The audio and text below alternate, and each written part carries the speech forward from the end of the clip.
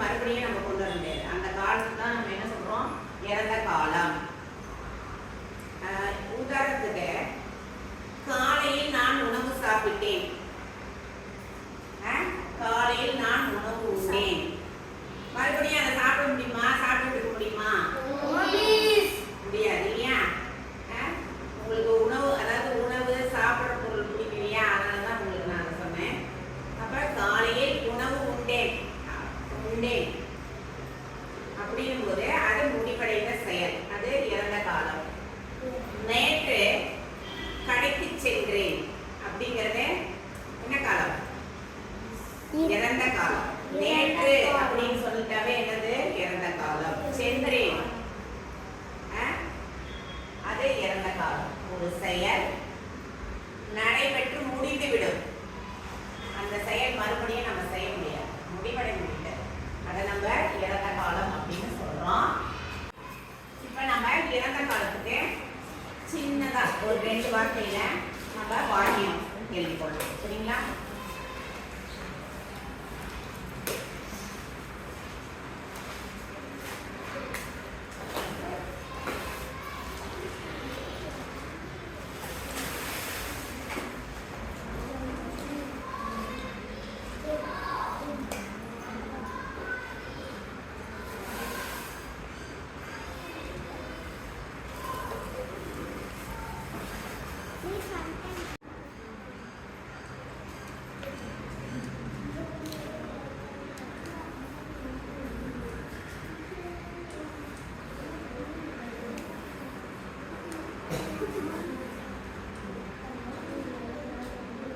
வேற சொல்லுங்க.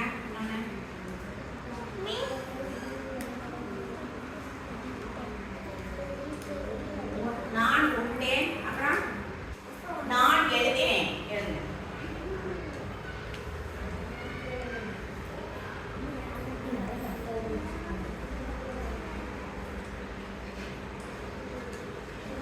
ஒவ்வொரு வாக்கியத்துக்கும் எப்பயுமே முற்றுப்புள்ளி வைக்கணும். சரிங்களா? இப்ப இதை எழுதுங்க. சரி, கவனிங்க. இப்ப இதை நம்ம எழுதி போட்டதெல்லாம் நீங்க இப்ப எழுதுனீங்க இல்லையா? நீங்களே இப்ப கற்பனை பண்ணி ஒவ்வொரு வாக்கியம் 2 வார்த்தைகள்